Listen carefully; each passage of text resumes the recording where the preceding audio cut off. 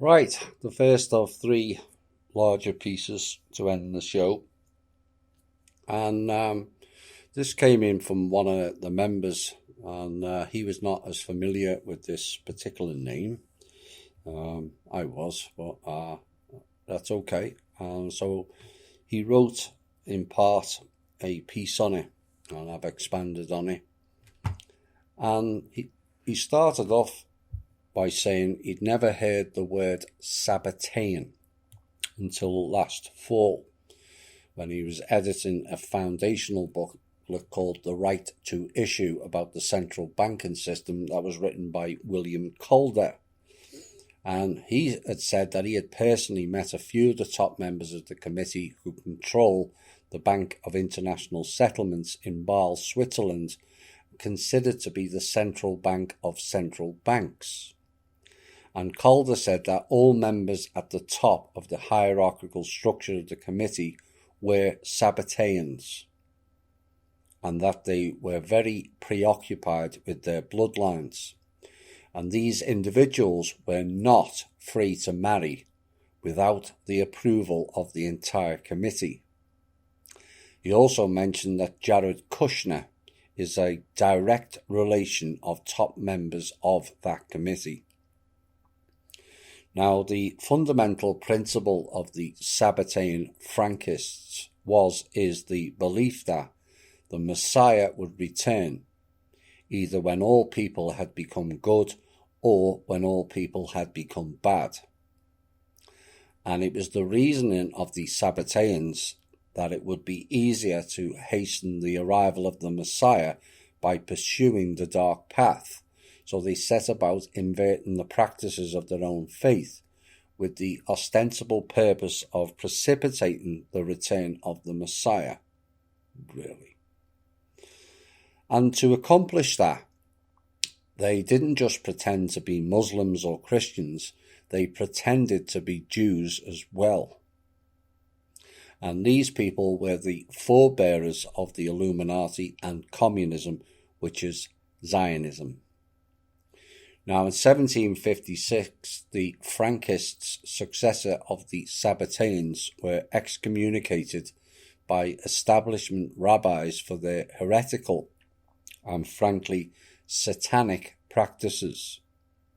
But they re-emerged under numerous stealthy guises, most of which from Russia with Love revealed what those guises were, as leaders both of the Reform and conservative Hasidic Jewish movements. And the largest Hasidic sect today is called Satmar, and is based in Williamsburg, Brooklyn. Well, I never. And it's known for its ultra-orthodoxy and its opposition to Zionism. And many Reform Jews share the latter view. Now, Satmar is a Hasidic group originating from Hungary, now Satu Mare, Romania, where it was founded in 1905 by Rabbi Yoel Teitelbaum. Now, following World War II, it was re-established in New York, becoming one of the largest Hasidic movements in the world. And following Rabbi Moshe's death in 2006, both group of followers announced that their candidate was named successor in his will and declared them Rebbes. Now, Rabbi Zalman and Rabbi Aaron were engaged in prolonged judicial disputes as to who should control the congregation's assets in Brooklyn, and the sect has effectively split into two independent ones. Now, at the time of the Reb Moshe Teitelbaum's death, sources within the sect estimated that it had 119,000 members worldwide, making it the world's largest Hasidic group.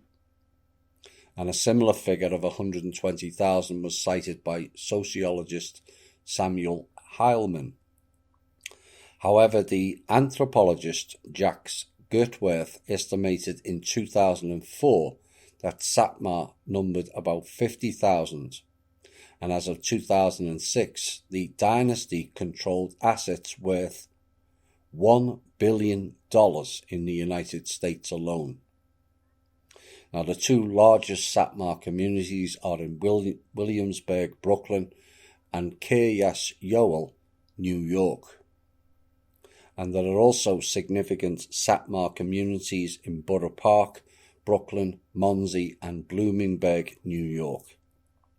Smaller communities can be found in other North American cities such as Los Angeles, Lakewood, New Jersey, and Montreal, in some European cities such as Antwerp, London, and Manchester, and in Argentina, Australia, and Israel.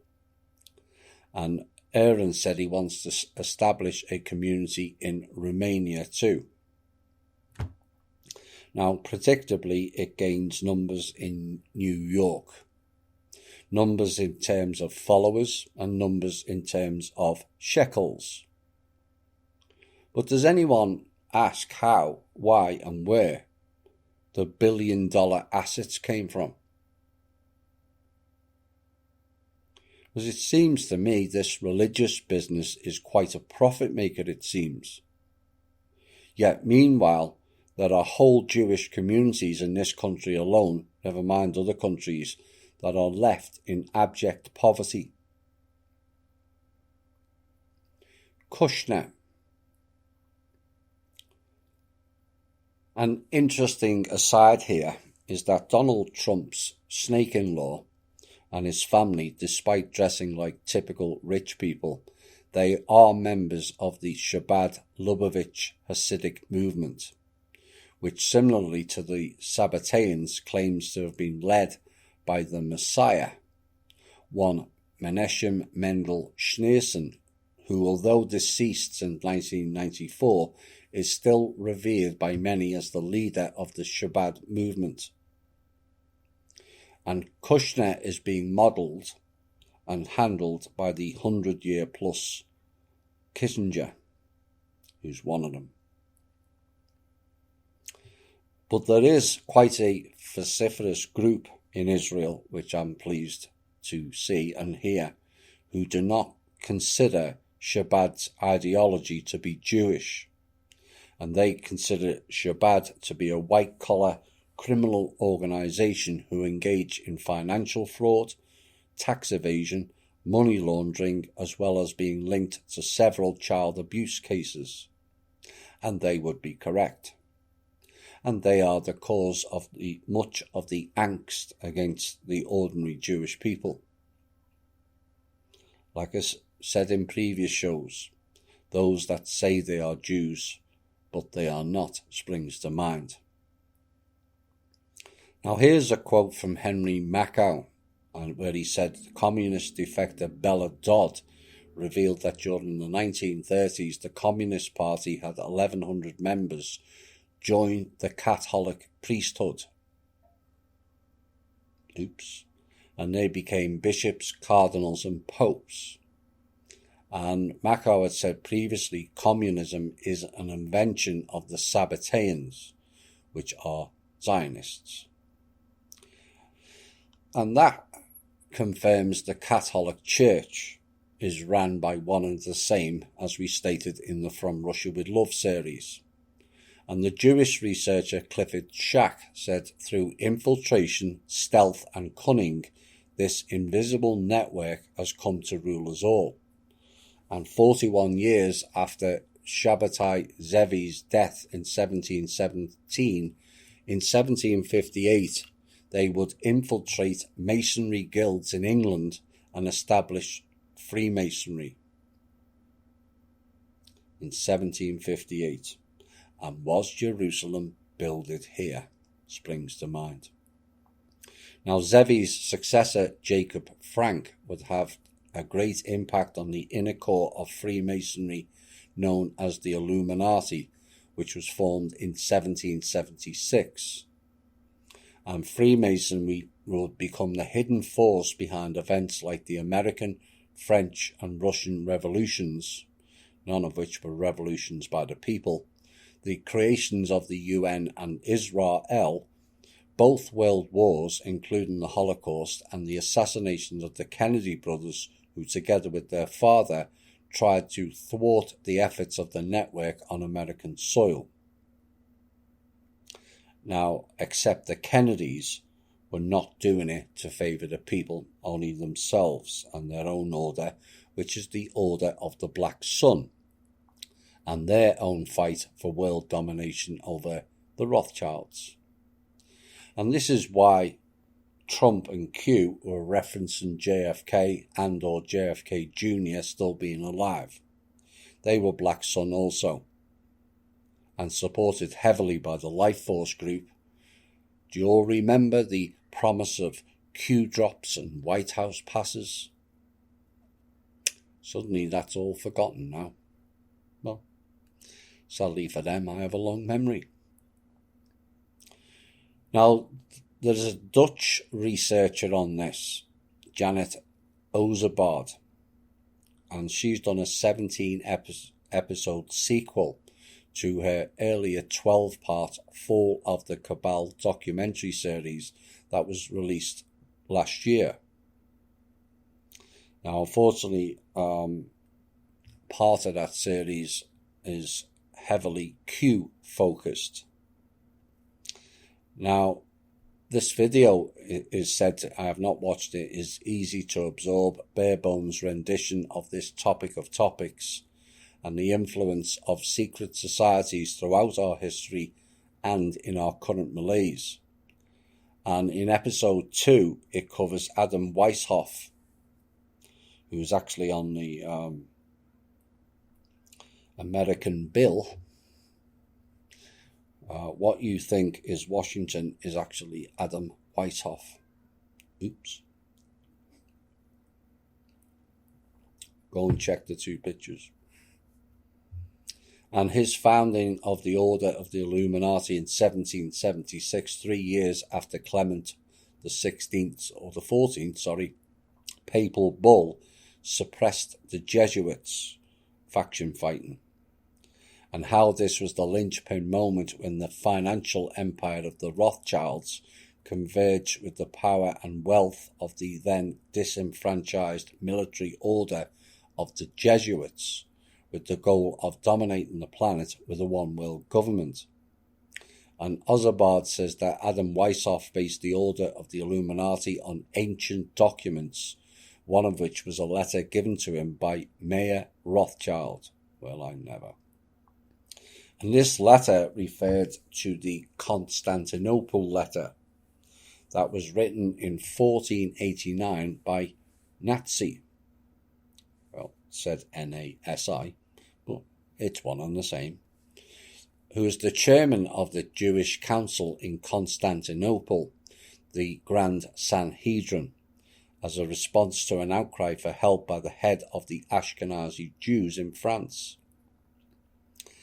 And as for what you say that the King of France obliges you to become Christians, do it, as you cannot do otherwise, he said.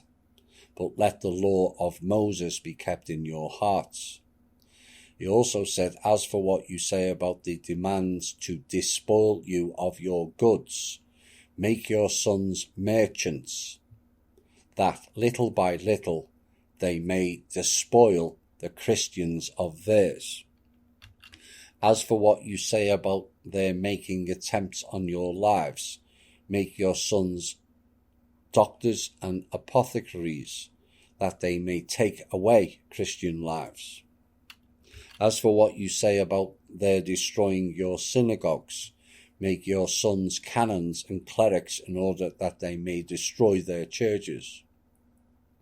As for the many other vexations you complain of, arrange that your sons become advocates and lawyers, and see that they always mix themselves with the affairs of state, in order that, by putting Christians under your yoke, you may dominate the world and be avenged on them. Do not swerve on this order, he said, we will give you, for you will find by experience that as humiliated as you are now, you will reach the actuality of power. And in other words, the Sanhedrin in Constantinople, which was the Ottoman Empire, told the Khazars in France to fake their conversions to Christianity and to infiltrate every aspect of society. From Russia with Love proven yet again. Commerce, medicine, religion and legislation with the sole purpose of revenge and destruction. And the member said, as I listened to Ozabad, I was struck by the similarity between her words and those of the Canadian Jewish author Henry Makow when describing how the communists, read Zionists, infiltrated the Catholic hierarchy during the 20th century. And with the communist defector Bella Dodd, revealed that during the 1930s the Communist Party had 1,100 members join the Catholic priesthood, and then they became all the bishops, cardinals and popes. And by adopting this chameleon strategy, this satanic cult infiltrated and subverted most governments and religions and established an invisible tyranny without drawing much attention. Through infiltration, stealth and cunning, this invisible network has come to rule us all. Indeed. And it becomes crystal clear how Satanism is the spiritual underpinning of the New World Order. And the 3 years after the papal bull that suppressed the Jesuit order, Adam Weishaupt and Lord Rothschild formed the Illuminati, and based on their sacred ancient documents, the illustrious and well-documented plan was to conquer the world, and all of humanity was put into action. Now, the Jesuit revenge scorched the earth, and Europe paid the ultimate price for betraying the Jesuit order. War after war raged, killing millions and leaving nothing but despair and fear among the masses. And each and every war further enriched the cabal, making the gap between them and the people bigger and bigger. So who suffered the most? Well, most did. But Germany was made bankrupt and destroyed by the time World War I ended. And yet the Austro-Hungary Empire that had started the war didn't. And this is because of the domination of the Elite Jesuit capital in the empire. Protest in Germany was taken down, but the cabal had only just started, and they proceeded with their destructive plan to subjugate the entire world. And by manipulating the stock markets worldwide, starting in the US, Germany was to bleed even more, and the events that sprang forth then led to World War II. And as we have stated all along in this show, Germany, its people and potentially its leader were all duped by this group. Yet curiously, Hitler was not Black Eagle, which is the SS.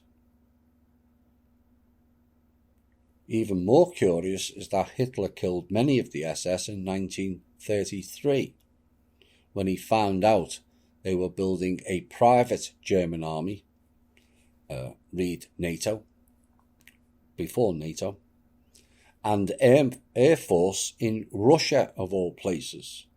You know, the great enemies, Russia. Hitler also banned the Teutonic Knights, not Teutonic plates. And he also banned Freemasonry, all whilst attempting to throw out all of the Rothschilds' banks. Funny that. And if you don't believe those facts, then fine. But go and check them out for yourself. But what it may well suggest that his story about Germany and Hitler was a complete conspiracy theory.